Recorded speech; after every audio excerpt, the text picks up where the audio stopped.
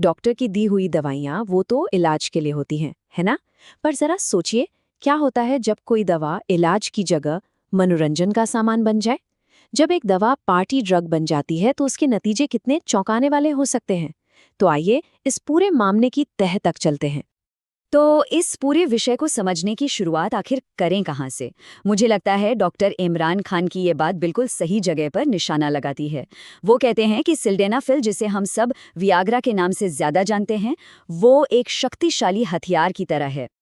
और देखिए, किसी भी हथियार की तरह इसका इस्तेमाल जान बचा भी सकता है और जान ले भी सकता है।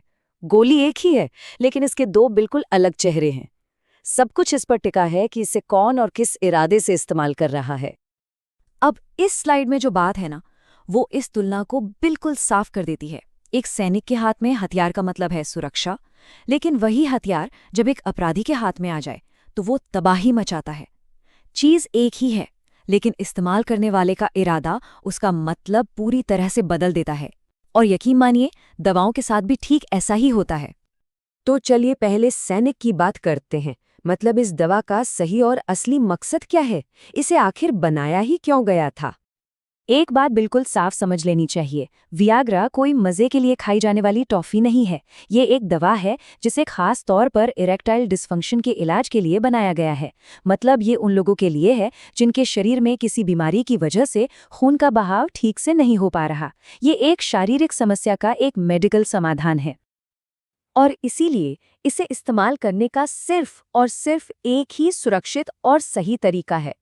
पहला कदम, स्वास्थ्य समस्या को पहचानना, फिर एक क्वालिफाइड डॉक्टर से मिलना, सही डायग्नोसिस करवाना, और फिर डॉक्टर जैसे बताएं ठीक वैसे ही दवा लेना। ये है सैनिक का रास्ता। तो फिर सवाल ये उठता है कि ये मेडिकल टूल, ये सैनिक, आखिर अपराधी के हाथ में पहुंचता कैसे है? ये गलत इस्तेमाल इतना फैलता क्यों और कैसे है? इसकी ना कई वजह हैं। दोस्तों के बीच फन के लिए इसे ट्राई करने का प्रेशर, जिम कोच जैसे लोगों से मिली गलत और भ्रामक सलाह जिन्हें इसकी कोई समझ ही नहीं होती, कुछ ऑनलाइन पर्सनालिटीज का गैर जिम्मेदाराना प्रमोशन, और सबसे खतरनाक, मेडिकल स्टोर और यहाँ तक कि ढाबों पर भी बिना किसी डॉक्टर के पर्चे के इसका आसानी से मिल जाना। यानी गलत जानकारी और आसान पहुंच, ये एक बहुत ही जानलेवा कॉम्बिनेशन है। और जब ये हथियार गलत हाथों में पड़ता है तो ये तबाही मचाता है। अब हम बात करेंगे उन गंभीर और असल खतरों की जो इसके गलत इस्तेमाल से होते हैं। सबसे पहला और शायद सबसे अजीब साइड इफेक्ट है प्रायपिज्म। ये एक दर्दनाक और बहुत लंबा इरेक्शन होता है जो घंटों तक बना रहता है, और अगर 4 घंटे के अंदर इसका इलाज नहीं किया गया तो ये परमानेंट नपुंसकता का कारण बन सकता है।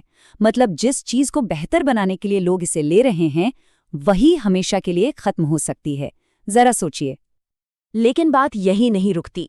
जरा सोचिए, कुछ पलों के अनुभव के बदले में अपनी आंखों की रोशनी हमेशा के लिए खो देना, या अपनी सुनने की शक्ति को परमानेंटली खत्म कर देना, ये इसके असली और बेहद डरावने खतरे हैं। इसके अलावा ये दिल के लिए भी आग से खेलने जैसा है। ये ब्लड प्रेशर में अचानक और जानलेवा गिरावट ला सकता है, खासकर अगर कोई पहले से ही दिल या बीपी की कोई और दवा ले रहा हो। बिना डॉक्टर की सलाह के ये एक जानलेवा कॉकटेल बन जाता है। लेकिन इन सब शारीरिक खतरों से भी ज्यादा भयानक एक और असर है, और वो है मानसिक। ये एक ऐसा जाल है जिसमें दिमाग फंस जाता है।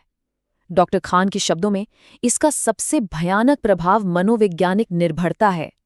अगली बार आपका दिमाग आपसे केवल वियाग्रा ही मांगेगा।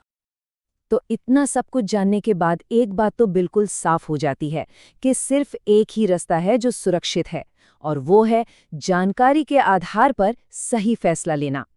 सबसे जरूरी बात ये समझनी है कि यौन स्वास्थ्य से जुड़ी कोई भी समस्या एक मेडिकल कंडीशन है।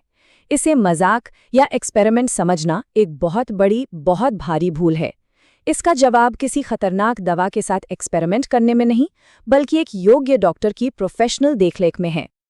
तो आखिर में सवाल बस इतना सा है, क्या कुछ पलों की मौज मस्ती के लिए जिंदगी भर का पछतावा, परमानेंट शारीरिक और मानसिक नुकसान झेलना वाकई एक सही सौदा है?